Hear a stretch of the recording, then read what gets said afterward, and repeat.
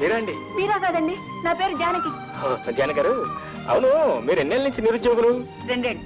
మరి మీరు? నేను మీకు 2 ఏళ్ళ సీనియర్ని, అంటే 4 ఏళ్ళ నుంచి. నా పేరు రాఘవరావు. ఇంటర్వ్యూలో పిలుస్తున్నప్పుడు విన్నాను. ఇంతకీ మీకు ఆ ఉద్యోగం దొరకలేదుగా? వాళ్ళు ఎవరండి మీరు? ఉద్యోగం దొరికితే రోజు ఈ ఉద్యోగం కాలం చూసుకుంటూ ఈ బఠాలు తింటూ కూర్చోటం చెప్పండి. సారీ, బఠాలు తీసుకుంటారా? థ్యాంక్స్. ఆడదానిగా పుట్టడమే మహాపాపం అంటారు. అంతకంటే మహాపాపం నిరుద్యోగం కావడం. ఏమంటే నాకు తెలియక అడుగుతాను, మీకు ఉద్యోగం అంత ముఖ్యమా?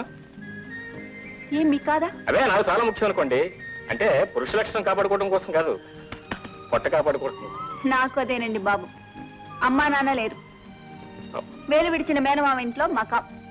చూడండి సుశీల్ గారు. జానకండి. ఐఎమ్ సారీ అండి. చూడండి జానక్ గారు, ఈ రోజు నుంచి మన కష్టాలు కలబోసుకుని సుఖాలు పంచుకుందాం.